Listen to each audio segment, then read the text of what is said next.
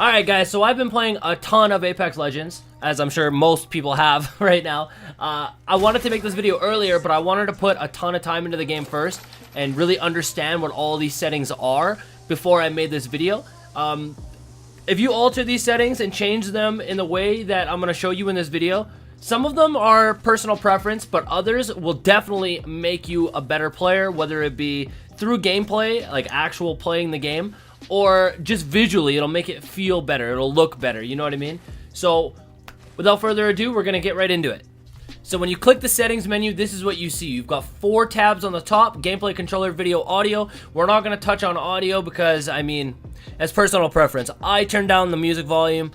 You do what you want to do with that. We're going to talk about the main ones under the gameplay setting, the controller setting, as well as the video setting. Now, mind you, a lot of these are personal preference, so you alter it how you want to alter it, but I'm going to give you my preferences, and I'm going to tell you a couple things that you should change regardless of personal preference, just because it will be better. So for starters, the main ones, obviously sensitivity, completely personal preference, whatever you feel comfortable with. But then you've also got the response curve. Now I can make an entire video talking about response curve. If you come from Overwatch, then you know what it's like to have a ridiculous amount of different aim settings. That's what all this is. So we can go into detail about all of this, but I'm not going to waste your time, and I really do not want to go into detail about all of it because it is very complicated. So play classic. That's what I do. If you play Call of Duty, if you play other Titanfalls, basically any other first-person shooter, classic is the way to go. It is the normal for any other game ever. If you come from Overwatch, steady aim is dual zone. You'll know what that means. Linear is linear ramp. So if you want to rock with it, but that's the response curve, okay? Next, I want to briefly touch on dead zones because this one might affect a lot of you guys.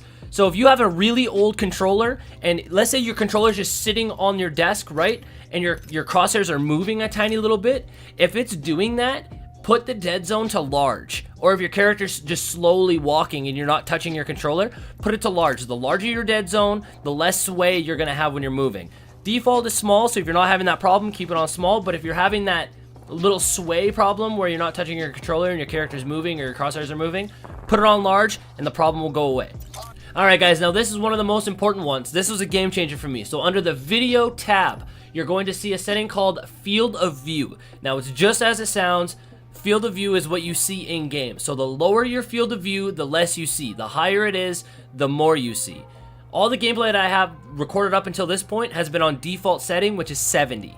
So I'm going to show you what it looks like. Here's the difference. I'm standing in between those two barricades or targets. Now I'm going to increase the field of view, and I can see way more. Way more. So everything that I've recorded up until this point has been at the default setting of 70. Now when I switched it to the max setting, it took a little bit of getting used to, but let me tell you, it improved my gameplay immensely. Like, tenfold. It's incredible how much more you can get done. You see way more. The only thing that I have to say that you'll take a little bit in getting used to, okay? The thing that you gotta get used to the most is distances, because when your field of view is wider, your distances feel farther away. So you might think that you're out of range to somebody with a Peacekeeper, which is the shotgun, but in reality, they're a lot closer than you think, and then they bop you and you're dead. So the only thing that you kind of got to get used to is distancing. I don't know why I keep messing that up. Distancing, you got to get used to that. But other than that, I highly recommend it. Get used to it. You should definitely play on that. Now, one of the most important settings, in my opinion, is the damage numbers. By default, it is set to stacking. Now, you're going to want to change that to floating, but I'm going to show you what stacking looks like first, just so you can see. So when you shoot a target, this is just in the training arena, you can see that every single time I hit, it does 20 damage, and it stacks up. So a full clip to 700. Now, when I have it on floating, which is what we have here, you can see that it's doing 20 damage on each shot. Now, why this might be a problem to some people, like it was for me at the beginning, I would hit somebody, we'll say 3 times, and it would do 20 3 times. It would say I did 20, then 40, then 60. So in my head, I'm like, oh, I did 20 damage, then 40 damage, then 60 damage. And I would tell my teammates, hey, yo, he's one shot. I hit him for 120. Messing up a call out like that is kind of important in this game, right? So, like, If he's not actually one-shot and you're telling everybody he's one-shot and you only did 60 damage, yeah, I mean, you're not doing your part, you know? Whereas, if you have it on floating, at least you know exactly what you're doing. You can do the math yourself. You can figure it out. I highly recommend it. Switch it to floating if you haven't already. That's the next one. Besides the field of view, that's another important one. Now, the last thing I want to touch on is the interact prompt style. I recommend it to be on default if you're not familiar with the game, but you can also switch it to compact. Now, obviously, when you have it on default, this is what it looks like when you're going to pick up a weapon, ammo, whatever you're going to pick up in the game, right? If you switch it to compact, this is what you see.